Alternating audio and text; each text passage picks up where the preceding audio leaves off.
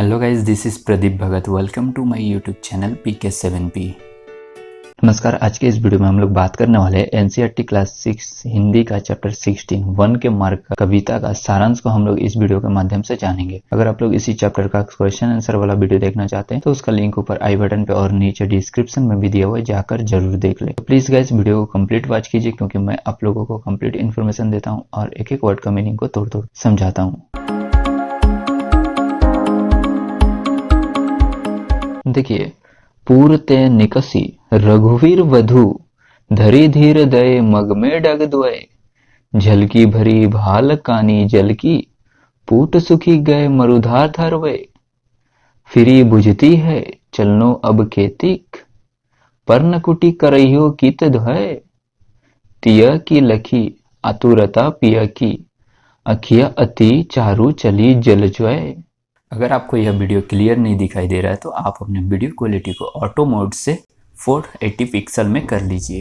पूरते का अर्थ होता है नगर से, निकसी निकली, रघुवीर वधु यानी राम की पत्नी सीता, धरी यानी रखकर, धीर धीरज, दय यानी दिए, मग यानी रास्ता, डग यानी कदम, झलकी यानी दिखाई दी, भाल यानी माथा, कनी यानी कन, जल यानी पानी पसीना, पुट यानी होठ, सुखी यानी सूखना।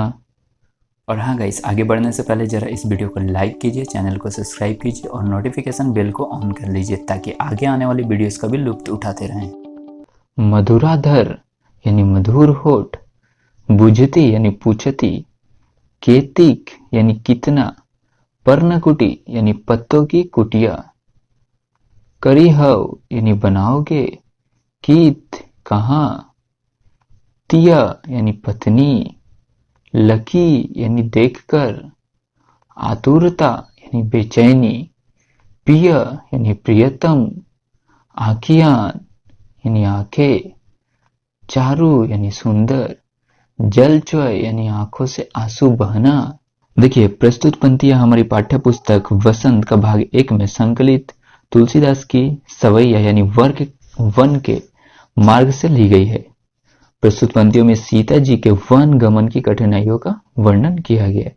यानी राम लक्ष्मण सीता जब अयोध्या को छोड़कर जंगल की तरफ जा रहे थे तो रास्ते में उन्हें क्या क्या तकलीफ हुई, क्या क्या असुविधाएं हुई, उसको हम लोग जानेंगे।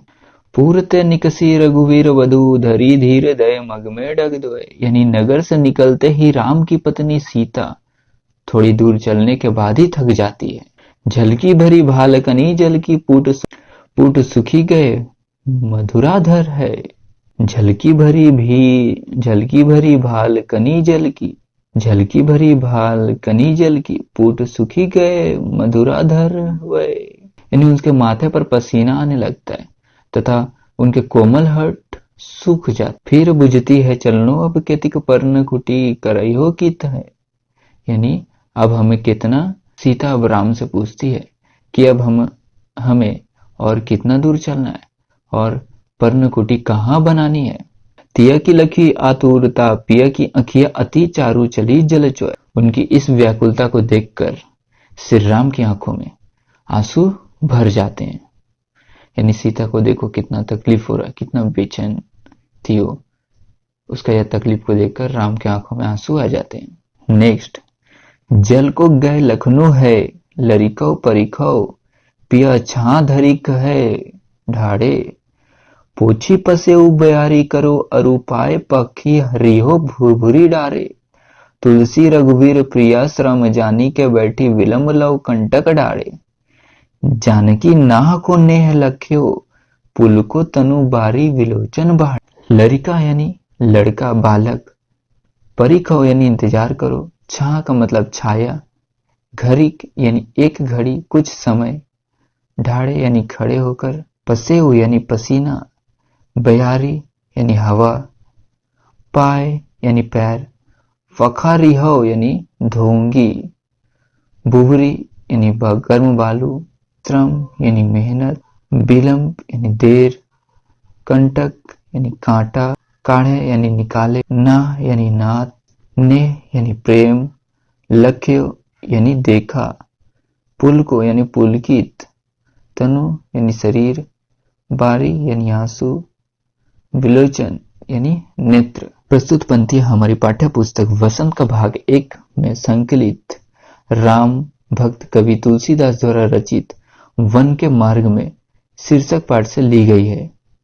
प्रसंग उस समय का है जब सीता और राम वन को जाते हैं। कवि तुलसीदास जी कहते हैं कि जल को गए लखनऊ है लरिकाऊ परीखो पिया छहा घरी खै डरे। यानी सीता व्याकुल मन से श्री राम से कहती है कि लक्ष्मण पानी लाने गए हैं, उनके आने तक आप किसी पेड़ की छाया में थोड़ी देर विश्राम कर ले। पोछी पसेव बयारी करो और उपाय पखारी हो भुभरी डारो। यानी श्री राम सीता की इस व्याकुलता को देखकर कुछ देर पेड़ की छाया में बैठकर उनके पैरों से कांटे निकालने लगते हैं। तुलसी रघुवीर प्रिया श्रम जानी के बैठी विलंब लव कंटक डाले। पेड़ की छाया में बैठकर उनके पैरों में लगे कांटे को निकालने लगते हैं। जानकी नाह को नेह लख्यो पुल को तनी बारी विलोचन बागे। यानी सीता उन्हें प्रेम पूर्वक देखती है और मन ही मन प्रियतम के प्यार को देख सीता उन्हें प्रेम पूर्वक देखती है और मन ही मन प्रियतम के प्यार को देखकर पुलकित हो जाती है, यानी आनंदित हो जाती है।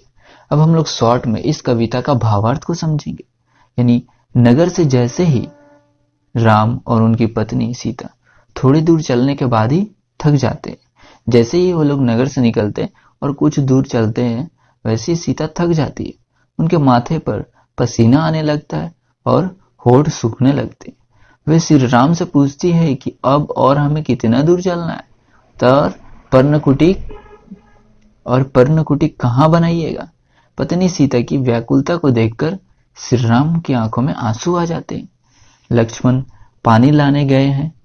इस बीच सीता श्री राम से कहती है कि जब तक लक्ष्मण पानी लेकर आते हैं तब तक आप थोड़ी देर किसी पेड़ की छाया में विश्राम कर लीजिए। श्री राम सीता की इस व्याकुलता को देखकर कुछ देर पेड़ की छाया में बैठ जाते हैं और उनके पैरों से कांटे निकालने लगते हैं। सीता मन ही मन प्रियतम के प्यार को देखकर पुलकित हो उठती है, यानी आनंदित हो उठती है। अगले वीडियो में हम लोग सांस सांस में बांस कहानी का सारांश को समझेंगे और साथ ही उसका क्वेश्चन आंसर को भी जानेंगे। आई होप गाइस आप लोगों को यह वीडियो हेल्पफुल लगी। फिर भी आपको कोई डाउट्स है तो आप हमें फेसबुक, इंस्टाग्राम या ट्विटर पे फॉलो करके आप हमारे साथ जुड़ सकते हैं।